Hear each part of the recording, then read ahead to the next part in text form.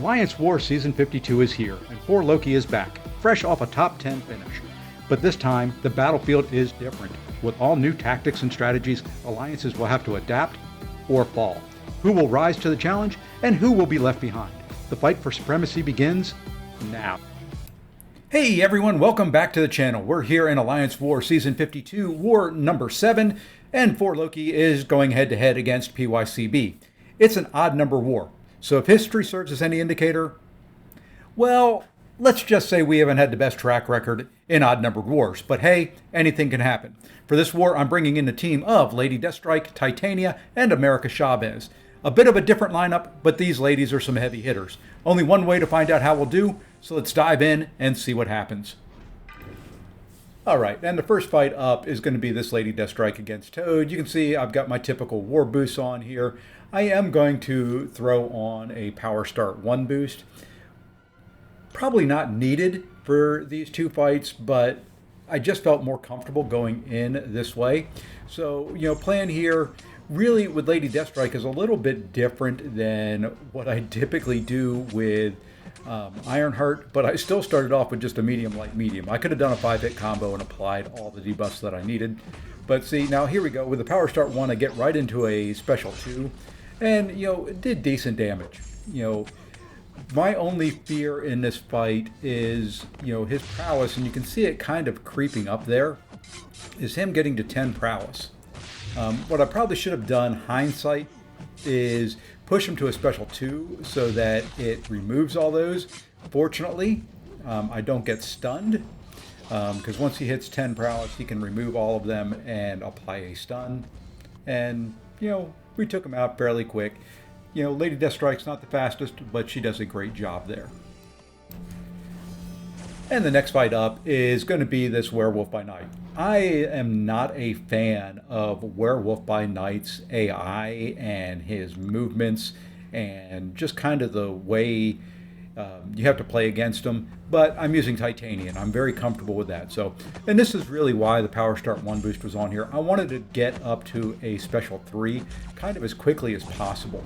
I wanted to keep my invulnerables as much as possible to counteract if I had to take a hit and a block or something like that, and I got a rupture on there. So you can see I do have a few on there.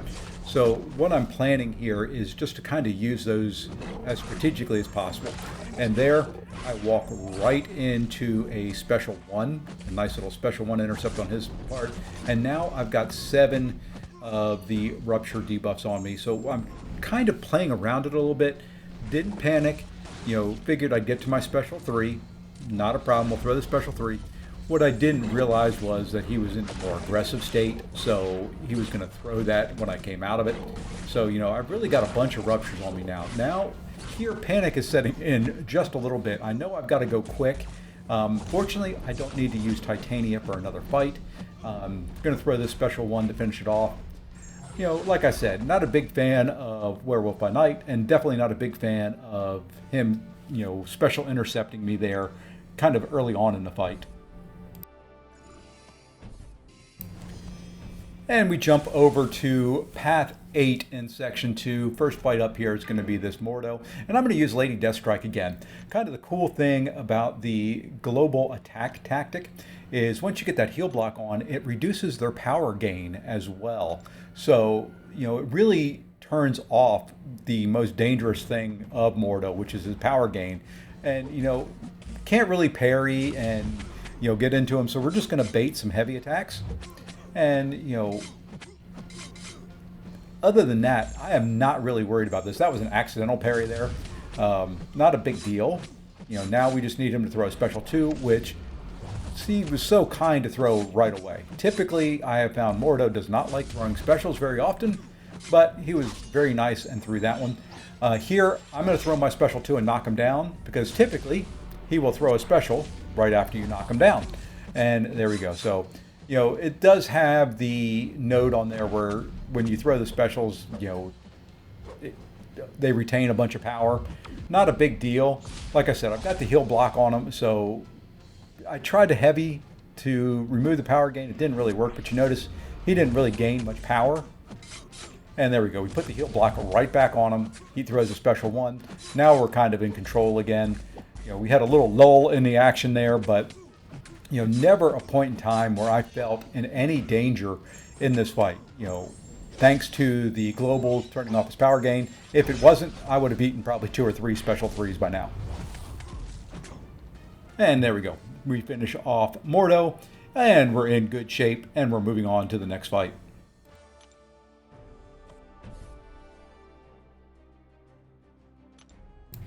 All right, and the last fight up on Path 8, and my last fight for the war, is this Venom.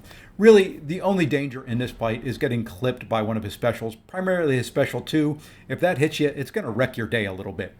So plan coming in here is to parry 1 or 2 hits into a 3-hit heavy to get a negative zone up. I want at least 2 of those up at all times in this fight to, kind of counteract the power gain on this node. So there we go. There's 1 and there's 2. Now we have 2 of the negative zones up. His power gain is going to be, negated. Now at 3, you're going to see, if you watch his power bar, he's going to be losing power, which is fine. And I throw on a 4th just for good measure.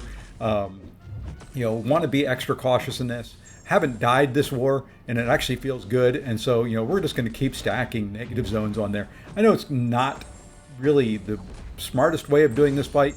If I hadn't, I probably could have finished it there. But you know what? I'm going to keep doing it this way. It's safe.